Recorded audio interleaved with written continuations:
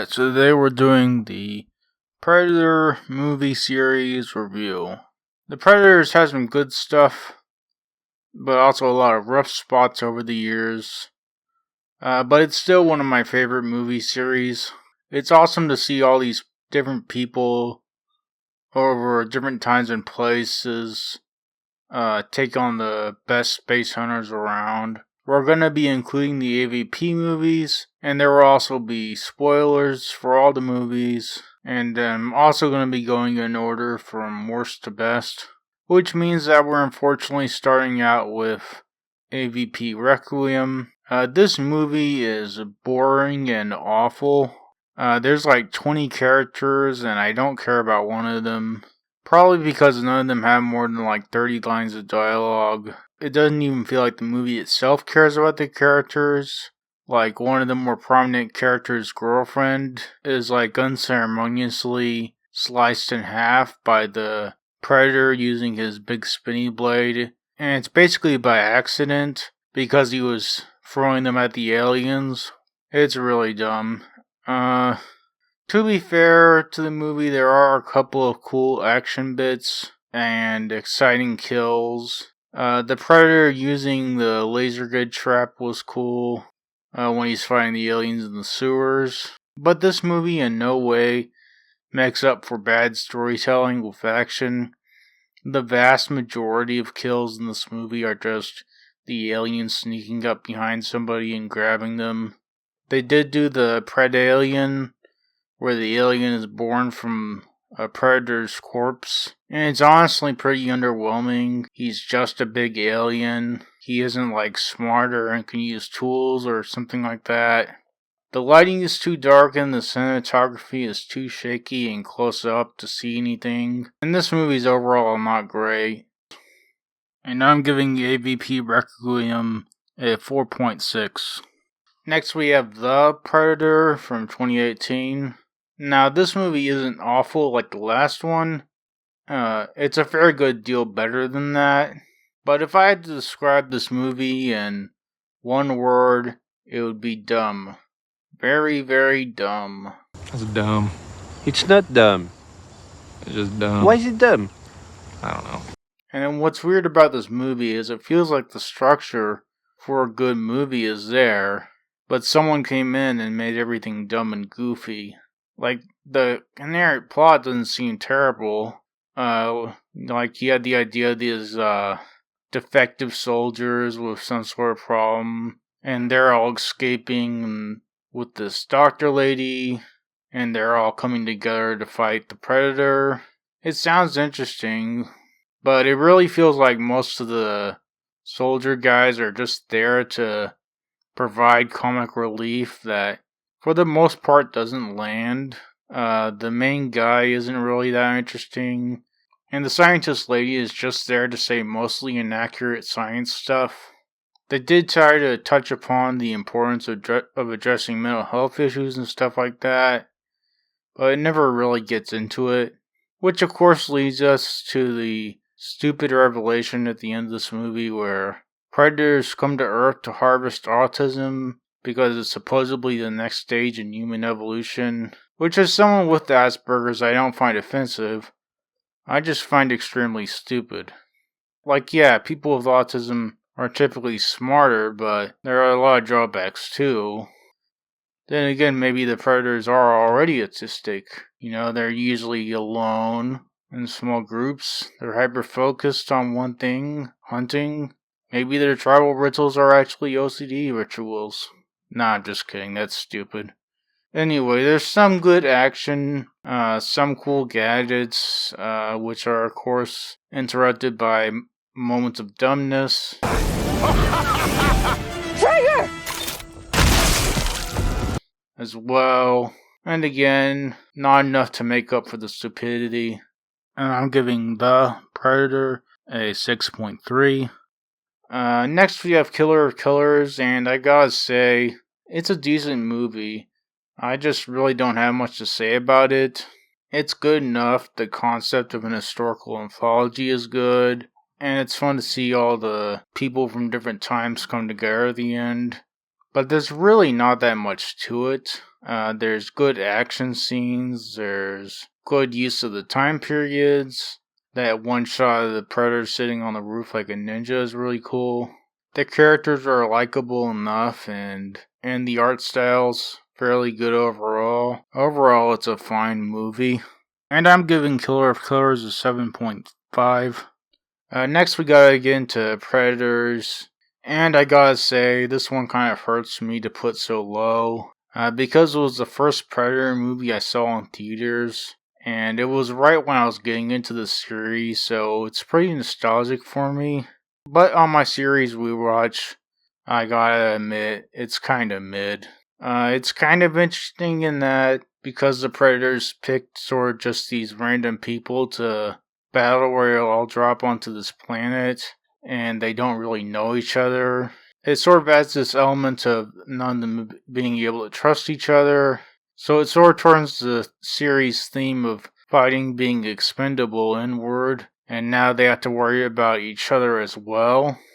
The characters are alright. Royce, the main guy, really could use a better character redemption arc, because he says like a lot of extraordinarily cold and pragmatic things. But then at the end he just sort of changes his mind when he goes back to save them. There's also Lawrence Fishburne as this crazy guy stuck on the planet, which is fairly good. The rest of the characters are fine, but I will say they totally wasted Danny Trejo when they had him die so early. It would have been cool to see him fight the Predator. There's fairly good action scenes, especially that samurai duel, which is pretty memorable. There weren't many new gadgets, but this is the first time we see the Predators use alien hunting dogs. There were some logic errors, like that bit where they first see the sky with all different planets. How did they not see that until then? There's also a bit of nostalgia baiting in the movie. The worst one is probably being when they played the song they played in the helicopter in Predator 1 at the end. There's just no real reason to it. And I'm giving Predators a 7.8. Next, we have AVP 1. I think this is the most underrated movie out of both the Alien and Predator franchises. I think it's actually pretty good. There are some goofy moments and a fair bit of plot holes if you think about it more in a second. But at least it's a fun movie, if not a particularly smart movie. There are good characters, mostly Alexia and Wayland. That being said, Wayland does go out kind of early. The concept in general is pretty good, with an underground Antarctic ice pyramid, and the idea that the Predators bred the aliens to be the ultimate prey was a pretty good idea. So of course they more or less ignored that in the Alien prequels. The movie's also pretty well paced and doesn't drag on at any part. Most of the action scenes are good. There's some pretty good kills but there's also some bad alien just grab somebody kills, like in the sequel, but not anywhere near as much. There is some bad CGI, especially towards the end, but the effects actually do hold up a fair bit for the most part. And I'm giving AVP 1 an 8.2. Next we have Predator 2. I've always kind of seen this movie as a bit wacky and over the top, largely due to the jump between this and the first movie being pretty extreme. It feels like there's a missing film between this and the first one, because they're really different. Like, it's set in a city, there's far less isolation, and it's sort of a true crime mystery conspiracy movie as well. It's overall a pretty big leap. It also doesn't help that this is probably one of the most sloppy Predators when it comes to hiding his existence from the world. He's jumping on cars and rampaging through subways. Yeah, he's invisible during all of that, but someone's gonna see something and be like, hey, aliens exist. There's a good main character and decent side characters, but not as good as the first one.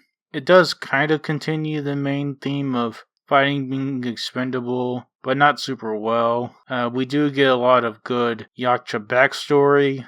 This is the first time we see inside the ship and all that. There's fairly good action and a lot of cool gadgets. The net gun, smart disc, and spear all make their first appearances. There's good aesthetics, especially that shot of the Predator on the gargoyle. And the music is pretty much the same, but it's still good. And I'm giving Predator 2 an 8.3. Next we have Predator Badlands. This movie is a really good and fun space adventure.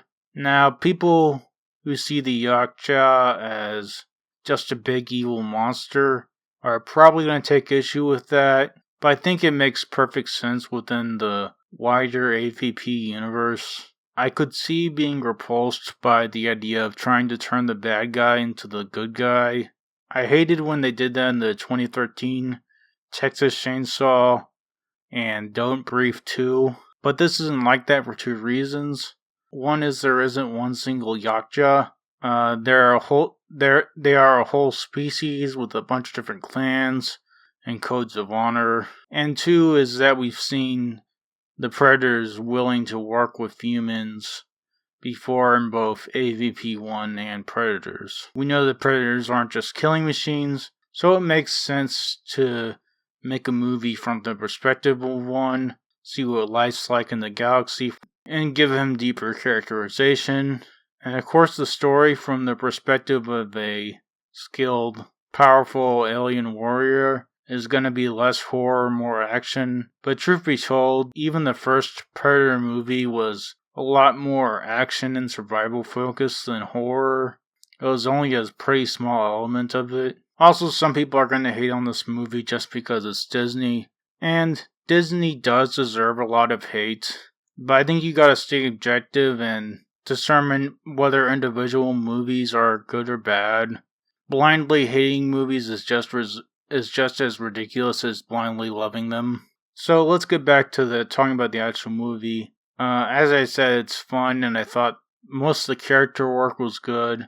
Tech as this malformed runt who wants to be a hunter is pretty good. It continues the serious theme of fighting being expendable, this time within his Predator clan, and we see him learn what it entails to be the strongest.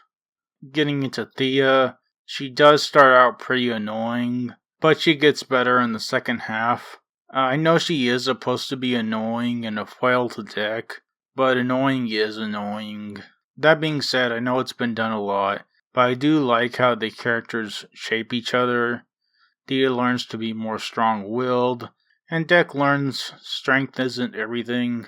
It's basic, but it works. I was worried the little creature guy they introduced would be annoying, but luckily it's only in the movie about 10 minutes total. There's a cool world building done with this movie. Everything feels interesting and fleshed out.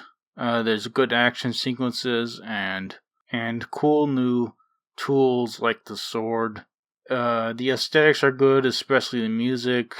It's pretty straightforward, but it's well paced and overall a good time. And I'm giving Predator Badlands an 8.6. Next we have Prey. It's a pretty solid Predator movie. It's not very revolutionary, but it's good and what the series needed after 2018's The Predator. The main character is good. She's likable. Her desire for gaining respect from her tribe as a hunter is good. Also, the dog is good. It takes the fighting being expendable nature and makes it about the natural world and survival of the fittest. And what's probably is the best part of the story is that she's always learning from her mistakes. When she's in the bear trap, she realizes the predator won't attack if he thinks you're not a threat, and she uses that for a sneak attack. When she gets used as human bait by the hunters, she uses one of them as human bait. When she gets caught in the mud, she uses the mud to catch the predator. Her greatest strength isn't raw strength, it's learning. There's also good action scenes, and the new predator tools, like the decapitation shield, are good. There's some historical inaccuracy and other stuff, but overall it's a really good movie. and I'm giving Prey a 9.1. Now we're on to Predator 1. Of course, it was always going to be Predator 1 at number 1, and it probably will be for a very long time. It's a movie that's in a way very simple, soldiers fighting an alien in the jungle, but the execution is done so well that it becomes a timeless classic. The idea of a simple plot but good execution is something you can see in a lot of other older movies like Jaws, Die Hard, and Terminator 1. Half of the reason we don't see that as much today is probably because there are more sequels and remakes, and sequels and remakes have to expand on what was there, so the plot can't be as simple. And the other half of why we don't see that sort of thing as much these days is that it seems like the industry values ideas more than execution. Now, it's good to have a good and unique idea, but execution of that idea matters way more. Anyway, back to talking about the movie. It's a good, fun, over-the-top action movie with good characters. The characters are archetypal and enduring. The establishment of the fighting being expendable theme is done really well. You have this elite group of guys and you get to see them wreak havoc on the bad guys.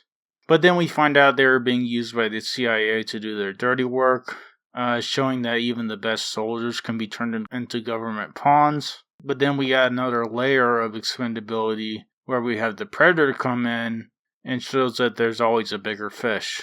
We also get the establishment of the other theme of the series, about adapting to the enemy and turning the tables on them, where we get to see Dutch use stealth and guerrilla tactics on the Predator like he was doing to them. There's also good use of tension in this movie. You get like a lot of close-ups. The camera doesn't let you see where the Predator might be. Those moments are probably the closest within the Predator franchise that it gets to being full-on horror. The action is really good and intense. It also helps the action that this movie is a one-liner machine. Dylan! You son of a bitch! Stick around. You're hit. You're bleeding, man. I ain't got time to bleed. If it bleeds, we can kill it. Get to the chopper! You one ugly motherfucker. I'm here! Kill me! Come on, kill me! I'm here! Come on! Do it now! Kill me! But one thing about this movie is that the Predator has far less gadgets than any of the sequels. It's pretty much just the plasma cutter. To be fair, he does use it a lot. This Predator must be from the Texas Clan because he shoots his gun more than any of the other live-action Predators combined. The special effects mostly hold up, except the Predator's movement, while invisible, sometimes looks pretty floaty, like he has less gravity. There's good aesthetics and music, and I'm giving Predator 1 a 9.7.